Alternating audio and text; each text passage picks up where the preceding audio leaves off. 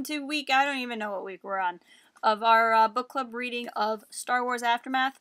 If you don't know what the series is or what's going on exactly, go ahead and click on the thing and it'll take you back to the beginning of this little project and get you all caught up. But basically we're doing a, not quite chapter by chapter, but very slow and steady wins the race analysis of this very fantastic book. But where we are at today, oh crap, I didn't look a thing up. Hold on.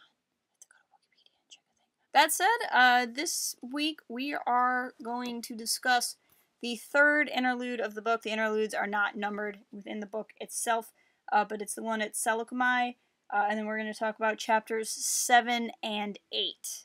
So the interlude is actually what I want to talk about the most. I think it has the most interesting tidbits in it. The interludes in this are often the most interesting. So we're probably going to spend the most time on the shortest amount of pages. But in this interlude, it's a family dinner. So there's, I wrote the names down. I'm keeping track of at any point which characters get reused in interludes. But we have Dav and Webb, who are the son of Glenn Taffrell. For a second I got really excited that it was about Tarful. It's about the Taffrell family. This interlude is a family dinner, and it's effectively one brother is super into the Empire, super all about the Empire, and the other brother has left and joined the Rebel Alliance, I think. If not, he's at least sympathetic and helping them. And these two brothers get in an actual fight and blah blah blah. In theory, you've read it. But what's interesting here is it's a very overt metaphor, this family, brother against brother, Civil War type stuff. But basically talking about how these wars tend to tear families apart. But then what the interesting part is, the dad doesn't have a side either. He's not really Empire or Rebellion. He's very, or I guess it would be the New Republic at this point. He's very, someone's in charge, and then people fight, and then someone else is in charge. He has a really funny line about, like, you know, is it the New Republic, or the New Republic, or the Republic we have this week? And he's just kind of over it, and he talks about how he's been around since the Clone Wars. This is a theme we've seen in this book already. People just aren't worried about the fight anymore because there've been so many fights. It's the idea that the Clone Wars never actually ended. It just stopped being the Clone Wars and started being a different war, but it's still all the same conflict. Which is, again, I think a really interesting thing in Star Wars. I believe I talked about this in the other videos, but just the idea of, in Legends, we had the Galactic Civil War. And then we had the war with the Imperial Remnant, sure. But then we had this crisis and this conflict, and this guy rose up, and there was that, and there was Sinji, and there was Dala, and there was whatever, the Sal Solos, or who the frick they were. I never got to those books, but don't tell anyone. And, you know, and then you had the Vong and whatever. And it was very distinct cardboard cutout, like this war, this war, this war.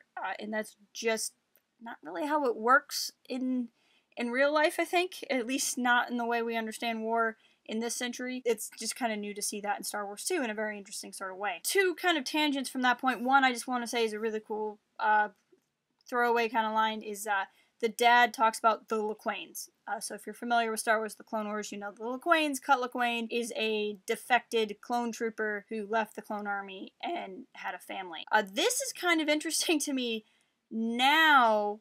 It wasn't necessarily something I thought of when I read this, but the first time, but this kind of makes me, he talks about the Laqains very nicely, and it makes me realize that Cut might have somehow not fallen prey to Order 66 and gone crazy, which I think is very interesting. So I kind of wonder if he just knew there was a chip in his head somehow and cut it out on his own, or if Rex got back to him. And of course I'm talking about stuff that happened in the Clone Wars Lost Missions, which is the Netflix season. So if you're watching Clone Wars for the first time, sorry, but it's so far down the road you'll forget I ever said anything anyway. It's fine. But I think that's kind of interesting to know that. And it's also just interesting to tie things into the Clone Wars. It's kind of funny going through this again. I'm realizing just how many Rebels and Clone Wars references there are. And it's like, okay, like, it's cool, but at the same time it's like, we're talking about Rebels again. But I'm realizing at the time this came out, there was nothing else to reference. So there wasn't a whole lot else they could do. So that's kind of an interesting thing to think about too. But the other thing I kept thinking about is, you know, people talk about how they don't really know the difference between the Empire and the Republic, or the New Republic, or what have you. And it seems so obvious to us what the difference is, but you know, when you go to the Outer Rim worlds, when you go to places that were more war-torn, they really didn't see a difference, right?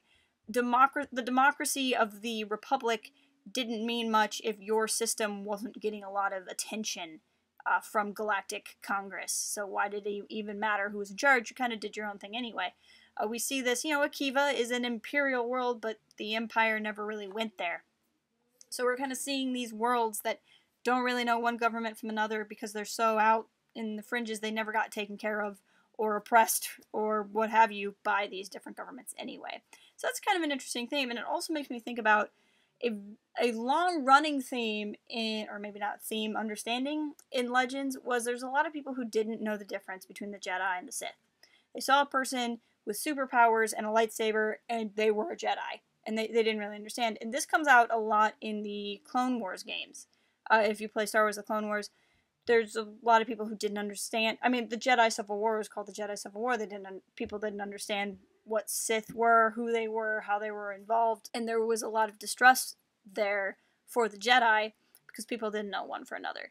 And I think that in a weird sort of way, the Empire kind of creates this distrust for the New Republic, because we know the Empire as this thing started by Palpatine, who's a Sith Lord, and was always going to be bad. Take away the morality of whether or not empires are a good thing or a bad thing, Palpatine was bad news. And we all knew that because of the perspective we saw.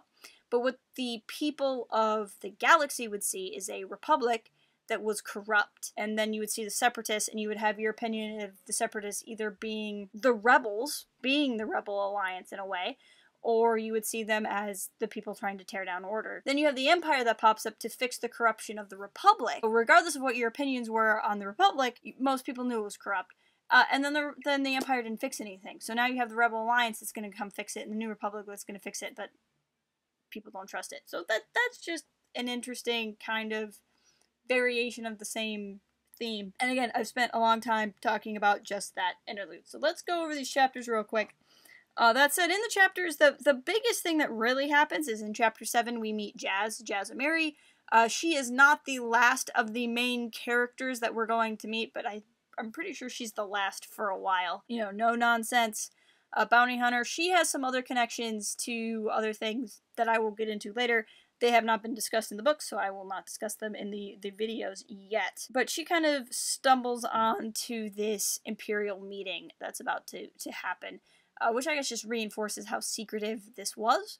And the parts of the chapter that are from Sloane's perspective, of course, just keep talking about how she's in an empire built on leftovers, and she just knows it's kind of now or never to rebuild the empire. Chapter 8 is very short.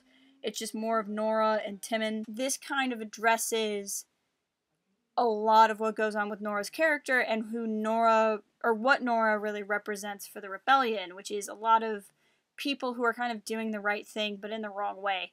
The chapter ends with Nora drugging her son and dragging him away, which, you know, from our perspective, the idea of a mother wanting to come back, be involved in her son's life, and get her son off of living off of the street seems like a good thing. Right? In the same way, like, her going off to fight against the Empire that we know is evil is a good thing.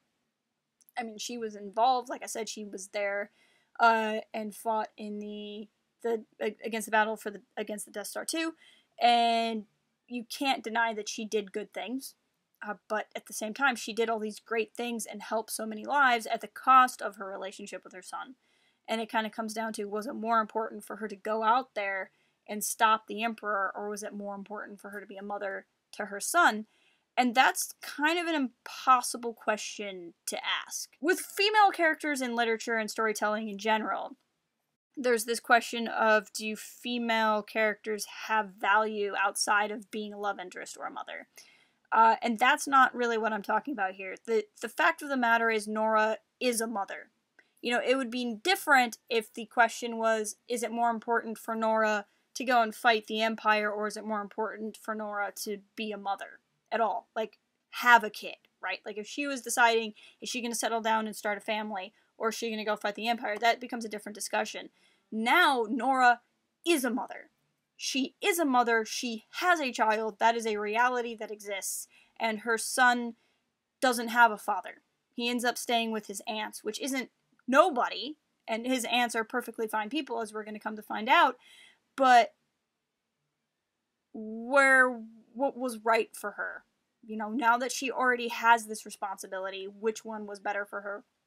And this book really explores that, and the truth is, it's a difficult question because is there a right answer? You know, it gets tricky. I think ultimately there's a pretty strong argument to make that Nora was doing the right things but in the wrong way. Going off to fight in the rebellion is a great example to set for her son, but being completely out of touch and completely out of his life in the way she did it, knowing the way the rebels run and knowing the clout she would have had since Endor, you know, a whole year has passed and she still hasn't gotten back to see her son, when she could have been like, yo, I helped blow up the second Death Star, I'm gonna go see my son. That's really what I have to say right now, just because I'm trying to keep these short. There really was a lot, and I know I really skimmed over the chapters themselves, so if you guys have any thoughts on the chapters that I didn't get to, I would love to hear it. For the next video, definitely chapter 9, and we have an interlude on Naallol, Naallol, that interlude for surezies. And how about we throw in chapter 10? I'm really enjoying talking about this with you guys. We're starting to get into the meat of the story. The book, probably my biggest complaint about Aftermath is the first book at any rate. The pacing's kind of rough, but it just has so many characters to introduce. I get it. But really, I just feel like so far I'm at page 84 in the paperback, and all we've done is setup. But it is set up for a whole trilogy, not its own, not just this book, and we're getting there. So we're starting to get to the point where there's going to be actual plot, and once we get to actual plot, this book really picks up. But I'm really enjoying discussing this. Like I said, leave a comment, follow us at Port Haven Forums on Twitter, and visit port-haven.com for even more, and I'm looking forward to talking to you guys more about this book next week.